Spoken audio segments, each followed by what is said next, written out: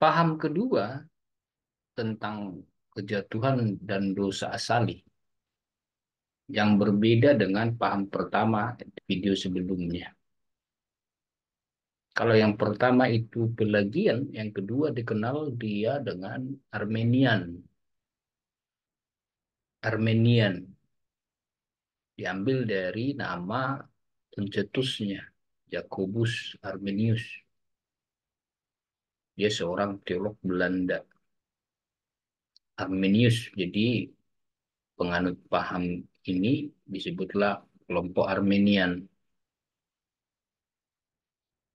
Paling tidak, pengajaran Armenian ini dalam masa-masa sekarang itu dipresentasikan atau diikuti, diteruskan, entah dia dimodifikasi sedemikian rupa, itu gereja-gereja Metodis, Wesleyan, sebagian besar Pentakosta.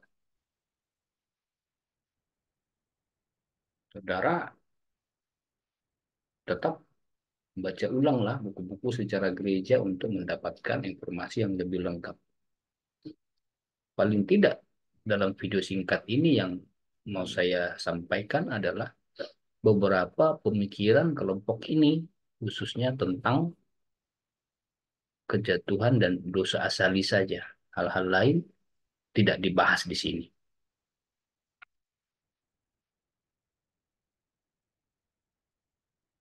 Kelompok Armenian rupanya menyadari efek atau dampak dosa Adam.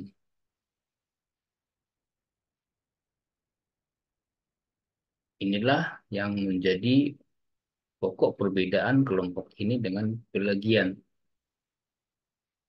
Pelagian tidak ada hubungan antara dosa Adam kepada manusia lain.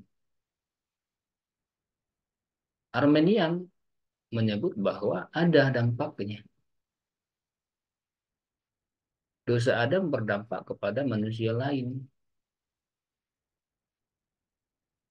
Tapi dampaknya itu bukan menjadi ketercemaran secara total.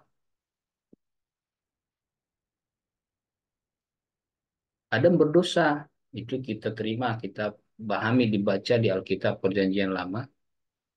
Lalu di Perjanjian Baru beberapa surat yang ditulis di situ, para rasul, misalnya Paulus, menyebut di situ dan kelompok Armenia menafsirkan bahwa efek dari dosa Adam itu memang mengena kepada manusia yang lain. Jadi ada namanya dosa asali. Tetapi dampak dosa asali itu tidak sampai merusak manusia secara total. Hanya disebut tercemar. Manusia itu tercemar.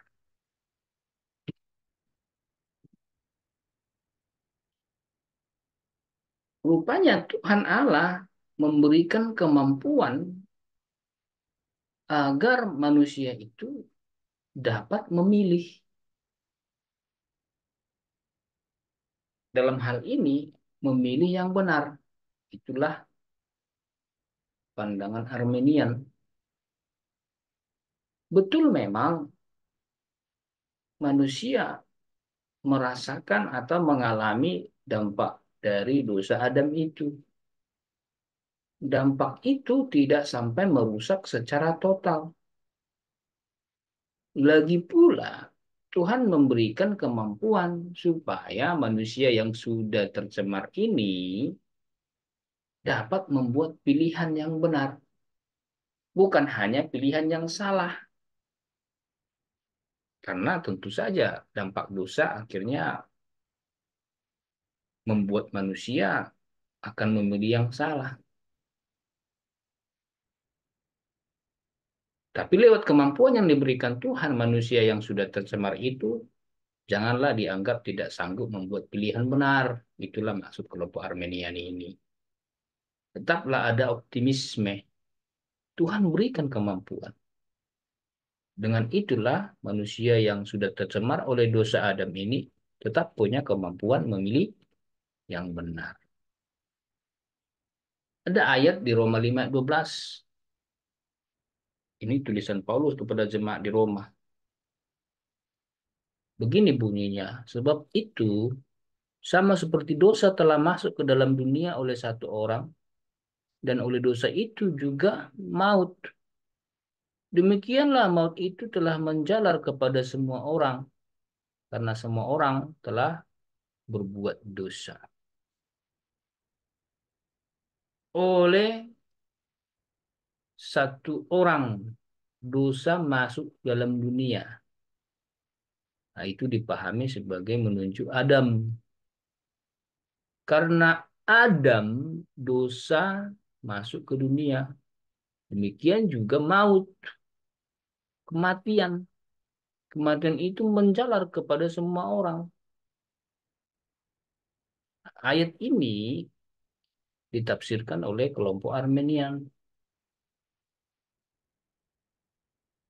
Mereka menafsirkan bahwa bukan berarti semua manusia menderita karena dosa Adam.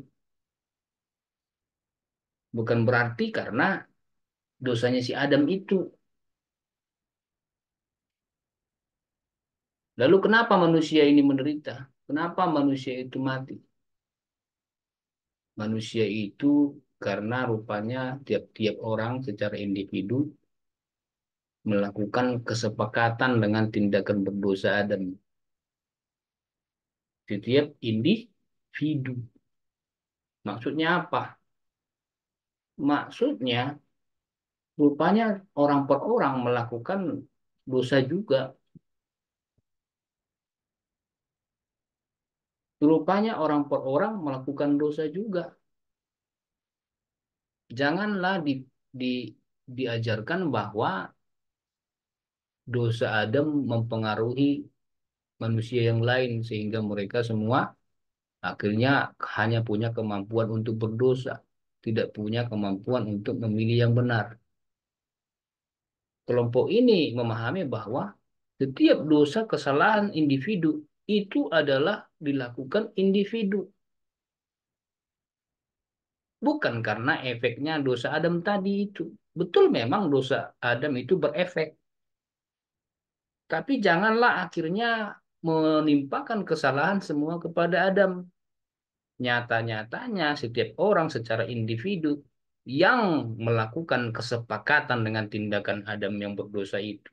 Dengan cara apa? Dengan cara mengikuti tindakan berdosa, melakukan dosa individu, melakukan dosa A, B, C, dan lain-lainnya.